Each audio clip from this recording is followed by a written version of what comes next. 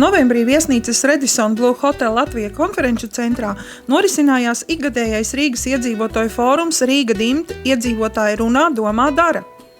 Rīdzinieki gadu tiek aicināti tikties fórumā, lai pārrunātu pilsētas attīstību, konstatētu notiekošās izmaiņas, apmainītos ar kontaktiem un iedvesmotos no pilsētas labās prakses piemēriem. Iedzīvotāju fórums Rīga Dimt iedzīvotāji runā notiek jau 7. gadu. Un pēc apmeklētāju skaita mēs redzam, ka šis pasākums joprojām ir tikpat aktuāls un svarīgs iedzīvotājiem un arī pašvaldībai, kā tas bija sākumā. Mēs redzam, ka šis fórums palīdz cilvēkiem gūt jaunu iedvesmu un idejas, ko darīt vēl. Šī gada fóruma virstēma ir Rīga ceļā uz Latvijas 100-gadi.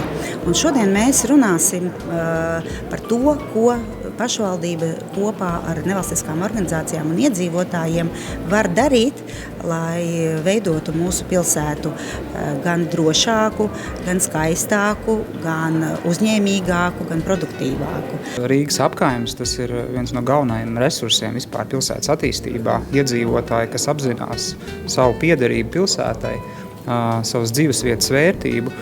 Tas ir tas, ko arī mēs uzsveram vienmēr komunikācijā ar iedzīvotājiem. Mums ir ļoti svarīgi, lai būtu laba pārstāvniecība no apkaimēm, lai iedzīvotāji jau savā starpā būtu izdiskutējuši problēmas un jau sarunās ar pilsētas vadību, speciālistiem jau nāktu ar tādu kā mandātu, risinot problēmas, lai būtu tā kā vienots viedoklis. Tāpēc mēs uzskatām, ka šī platforma, kas ir Rīgas apkaimes, ka katrā Rīgas teritorijā apkaimē ir sava nevalstiskā organizācija, kas pārstāv kopienu, ir ļoti, ļoti vēlama. Pievilcīgā Rīga ir par vidi, kurā mēs dzīvojam, un šī tad ir iespēja iedzīvotāju fóruma laikā pastāstīt, kas ir tās lietas, kuras iedzīvotāji gribētu mainīt, un vai savest kopā iedzīvotājus un pašvaldību, vai dot iedzīvotājiem pašiem tādu iniciatīvu, ka jūs varat izveidot biedrības, jūs daudz ko varat darīt paši.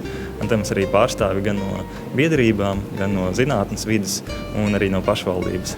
Es ļoti ar tādām lielām cerībām raugos uz šīm sarunām, jo kādam tā naudiņa ir šeit jāsanes, un šīs idejas arī jāsazemē ar to, lai tas pārējo darbu grupu idejas varētu realizēt dzīvē. Es ļoti ceru, ka mēs tiešām runāsim vairāk par tām iniciatīvām, kas palīdz Rīgai kļūt atpazīstamākai, labāk pelnīt un rosina cilvēkus pašiem būt uzņēmīgiem. 4. darbnīca saucās Progresējošā Rīga, kurā tiks diskutēts, kā izmantot varbūt novārtā pamestas ēkas.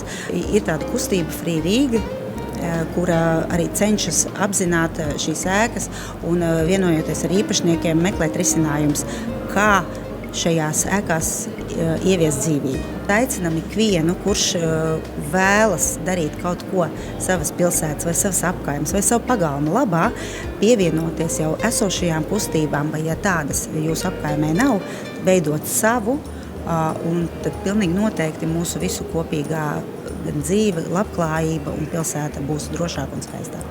Rīgas iedzīvotāju fórumu organizē Rīgas domes izglītības, kultūras un sporta departaments sadarbībā ar Latvijas Pilsonisko aliansi.